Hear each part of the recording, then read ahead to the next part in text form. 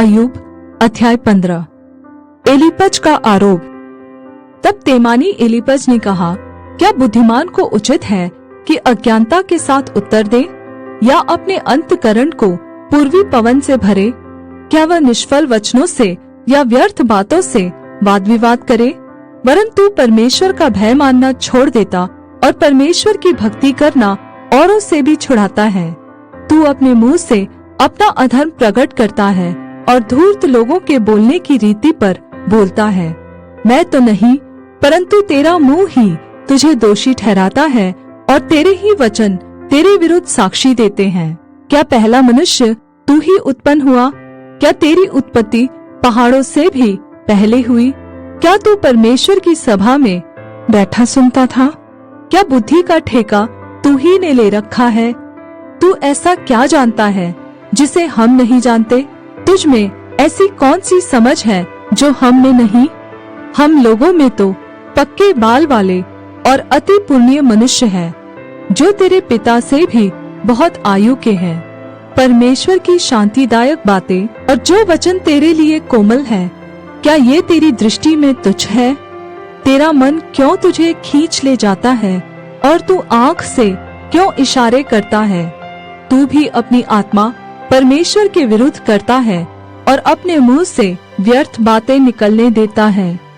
मनुष्य है क्या कि वह निष्कलंक हो, और जो स्त्री से उत्पन्न हुआ वह है क्या कि निर्दोष हो सके? देख, वह अपने पवित्रों पर भी विश्वास नहीं करता और स्वर्ग भी उसकी दृष्टि में निर्मल नहीं है।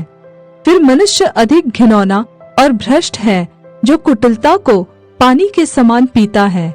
मैं तुझे समझा दूंगा, इसलिए मेरी सुन ले। जो मैंने देखा है उसी का वर्णन मैं करता हूँ। वे ही बातें जो बुद्धिमानों ने अपने पुरखाओं से सुनकर बिना छिपाए बताया है। केवल उन्हीं को देश दिया गया था और उनके मध्य में कोई विदेशी आता जाता नहीं था। दुष्ट जन जीवन भर पीड़ा से तड़पता है और उपद्रवी के वर्षों की गिनती ठहराई हुई है। उसके कान में डरावना शब्द गूंजता रहता है।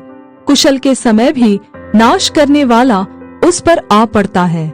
उसे अंधियारे में से फिर निकलने की कुछ आशा नहीं होती और तलवार उसकी घात में रहती है। वह रोटी के लिए मारा मारा फिरता है कि कहाँ मिलेगी।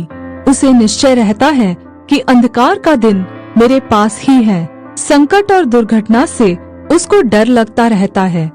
ऐसे राजा के समान जो युद्ध के लिए तैयार हो, वे उस पर प्रबल होते हैं।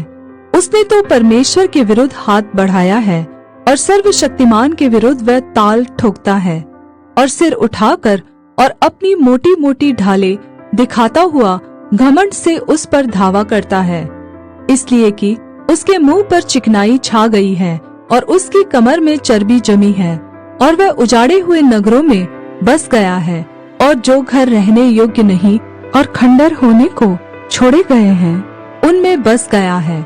वह धनी न रहेगा और न उसकी संपत्ति बनी रहेगी, और ऐसे लोगों के खेत की उपज भूमि की ओर न झुकने पाएगी।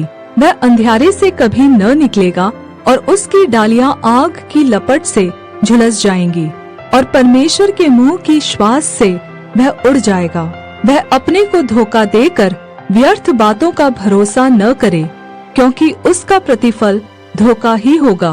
वह उसके नियत दिन से पहले पूरा हो जाएगा। उसकी डालियां हरी न रहेंगी, दाख के समान उसके कच्चे फल झड़ जाएंगे और उसके फूल जैतून के वृक्ष के समान गिरेंगे, क्योंकि भक्तिहीन के परिवार से कुछ बन न पड़ेगा, और जो घूस लेते हैं उनके तंबू आग से जल जाएंगे। उनको उपद्रव का गर्भ रहता और वे अनर्थ को जन्म देते हैं, और वे अपने अंतःकरण में छल की बातें गढ़ते हैं।